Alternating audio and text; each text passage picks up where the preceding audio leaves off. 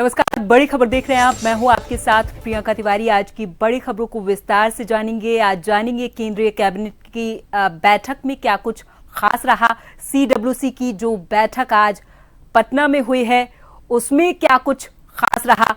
लेह लद्दाख में जो हिंसा हुई, जो आगजनी हुई, वो क्यों हुई, उसकी वजह क्या रही। और जानेंगे स्वामी चैतन्यानंद सरस्वती पर जो एफआईआर दर्ज हुई है वो आखिर किसने करवाई, क्यों करवाई और अभी इस पूरे मामले पर क्या हो रहा है। सबसे पहले बात करेंगे सीडब्ल्यूसी की बैठक पर।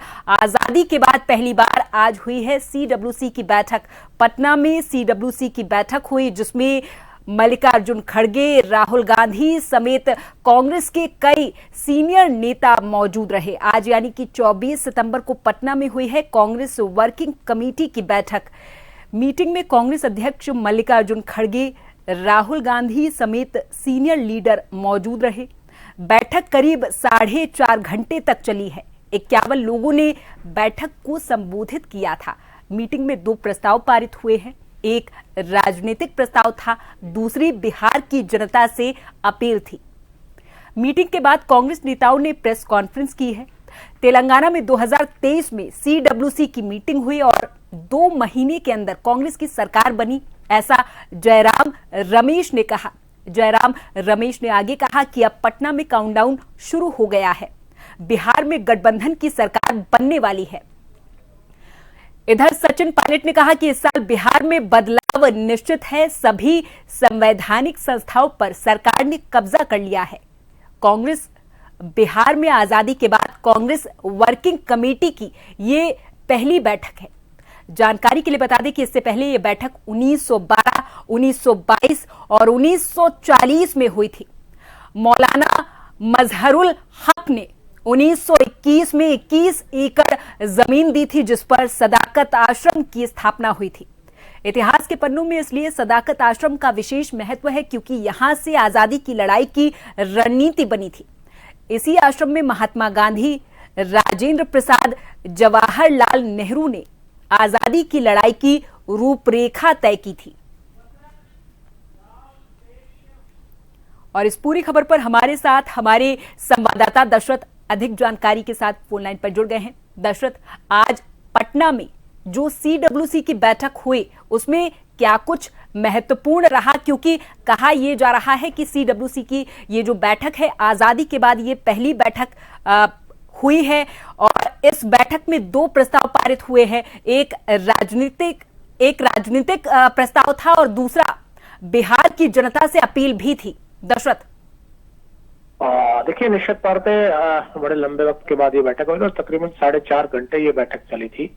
और इस बैठक में राष्ट्रीय अध्यक्ष कांग्रेस के मल्लिकार्जुन खड़गे, नेता प्रतिपक्ष लोकसभा राहुल गांधी समेत तमाम जो सीनियर नेता इसमें शामिल हुए। और खासतौर पर इस बैठक को 51 लोगों ने इसको कह सकते हैं संबोधित किया।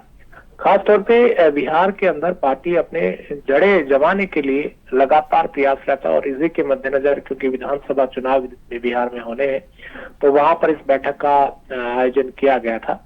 और खास तौर पे वहां तेलंगाना जो मॉडल है कांग्रेस का, तेलंगाना में जो सरकार है कांग्रेस की, उसका जो मॉडल है उसके मॉडल के आधार पर कांग्रेस चुनाव लड़ने की मूड में और राहुल गांधी लगातार वहां कह सकते हैं दौरे कर रहे हैं। हाल ही के अंदर उन्होंने तेजस्वी के साथ में एक जो रैली है या कह सकते हैं अलग अलग जगह उन्होंने करी, मार्च है वो लंबा निकाला था।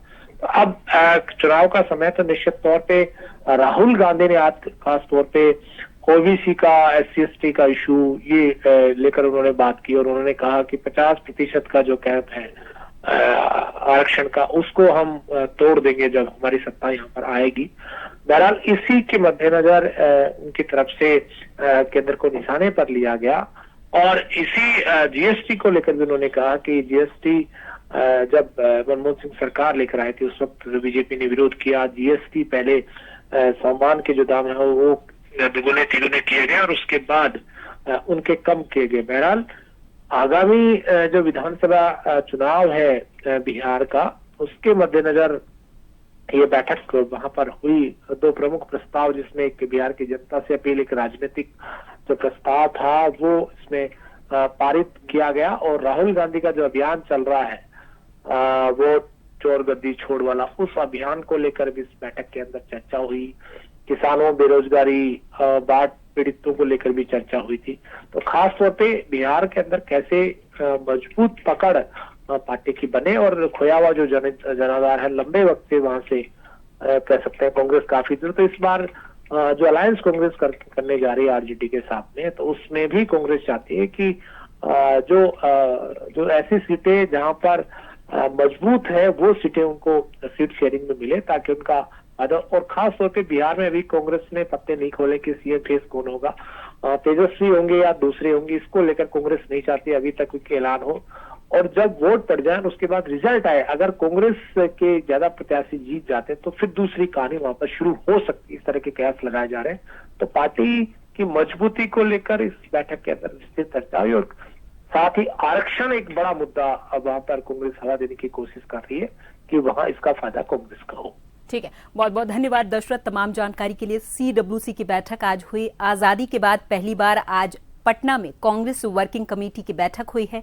2 प्रस्ताव पारित हुए हैं। एक राजनीतिक प्रस्ताव था और दूसरा जनता से अपील